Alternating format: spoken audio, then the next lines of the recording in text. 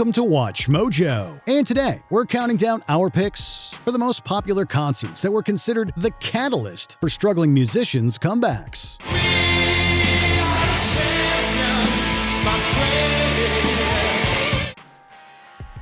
Number 10. Billy Joel. Concert for Sandy Relief. It didn't seem like Billy Joel's career needed saving by 2012.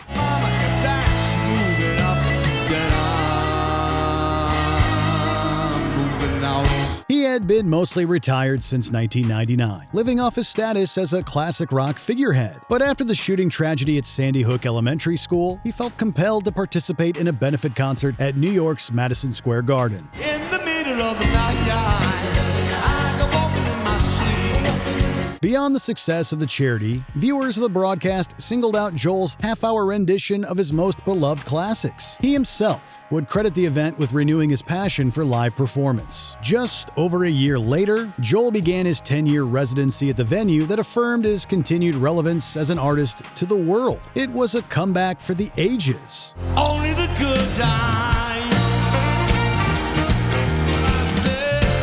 Number 9. Adele. The 54th Grammy Awards. The world held its breath as pop phenom Adele underwent surgery in 2011. Yeah, I had laser surgery, yeah. And what did they actually do? They put a laser down your throat, cut off the polyp, and kind of laser your hemorrhage back together and fix it. She had just released her sensational second album when the discovery of a benign polyp on her vocal cords forced her to cancel the promotional tour. The momentum of her success would hang on a performance at the 2012 Grammy Awards following her recovery. There is a fire starting in my heart. Thankfully, Adele sang Rolling in the Deep more spectacularly than ever. She also gave her voice a little extra exercise with acceptance speeches for 6 awards that night. Many thought it was touch and go in light of Adele's medical issue. The Grammys wound up being a true victory lap to cement one of the towering pop careers of the era. But you played it, you played it, played it, you played me through the beat.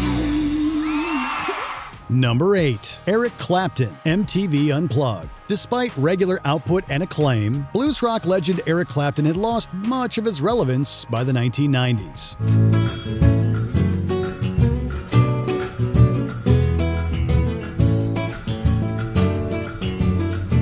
He regressed into privacy for a time following his 4-year-old son Connor's death in 1991. Clapton then returned with the soundtrack for the film Rush and an acoustic set at Bray Studios in Windsor. The performance was filmed for what would be hailed as one of the best episodes of MTV Unplugged, highlighted by a moving tribute to Connor with Tears in Heaven. 'Cause I know I don't belong here in heaven. The song itself won 3 Grammys, while an album of the concert was named Album of the Year. Clapton's comeback began with a career bestseller and has sustained with both new and classic hits ever since. Hey, love, got me on my knees, yeah. Number 7. David Bowie. Glastonbury Festival. One of the most revered musicians of his day was perhaps getting too experimental in the 90s. Time may change, hey, I can trace time. Many critics and fans felt that David Bowie was overcompensating for the commercialism of the previous decade. They all agreed on his triumph as the Sunday headliner at the Glastonbury Festival in 2000. For 2 hours, Bowie dominated the pyramid stage with a mix of his greatest hits and new masterpieces.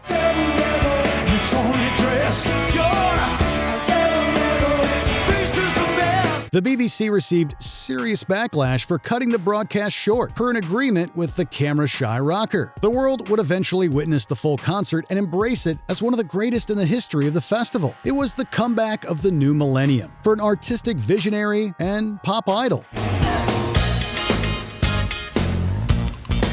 Put on your red shoes and dance the blues. Number 6. Fleetwood Mac. The Dance. One of the most beloved and dysfunctional bands in pop rock was shattered after the 1987 album Tango in the Night. Now there you go again, you say you want your freedom. The departure of Lindsey Buckingham, then Stevie Nicks, spelled an uncertain future for the McVies and Mick Fleetwood. Thus, the fans' favorite lineup reunited to record a concert special for MTV at Warner Brothers Studio Burbank. The Dance was a ratings hit, and the accompanying album and video went platinum a total of 26 times. But time made you bolder, children get older. The subsequent promotional tour's success and the rekindling of creative chemistry for the new material convinced Fleetwood Mac to make their reunion permanent. A new generation would get to enjoy these legends in concert, but The Dance really put their resilient greatness into perspective. You can go your own way.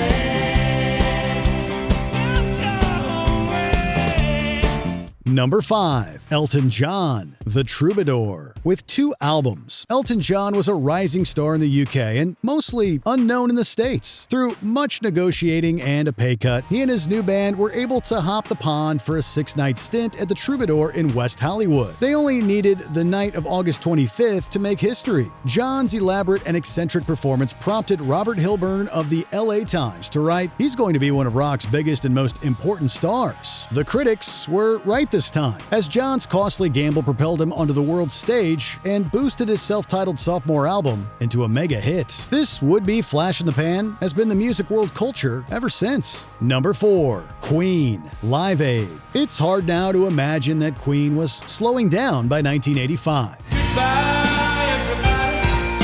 I got to go.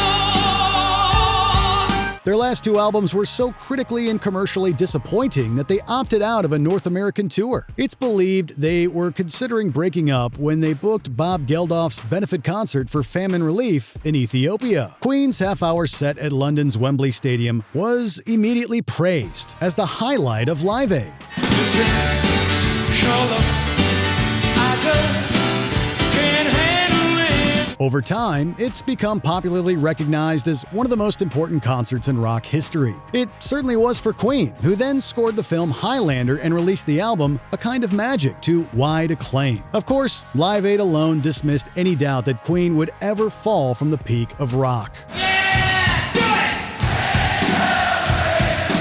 I like it. Sing it again. Number 3. Johnny Cash, Folsom Prison. Folsom Prison Blues was hardly autobiographical, but it established Johnny Cash as a uniquely edgy voice in country music. I'm stuck in Folsom Prison, and time keeps dragging on.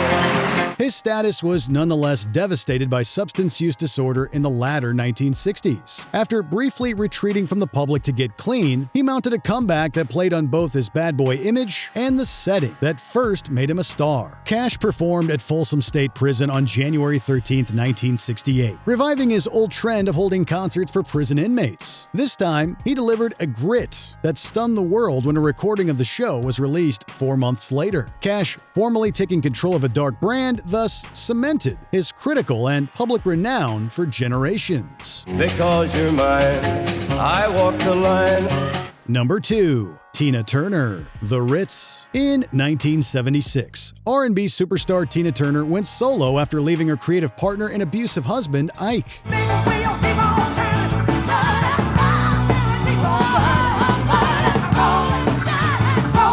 The scandalous divorce corrupted the image that made the Turners, while painting Tina as a victim. She got by as a touring nostalgia act until photographer Bob Gruen captured a 1983 show at the Ritz in New York. An audience, which included David Bowie and Keith Richards, was blown away by a performance that photos couldn't do justice. Word of mouth led to a deal with Capitol Records that kicked off with Private Dancer the following year. The groundbreaking album earned Turner the title of the Queen of Rock and Roll. This reinvention was inevitable, but the Ritz is considered the site of an independent woman's great triumph. The people proclaimed me rock and roll, and so it was just forced. So it didn't matter what the radio stations were saying or were playing.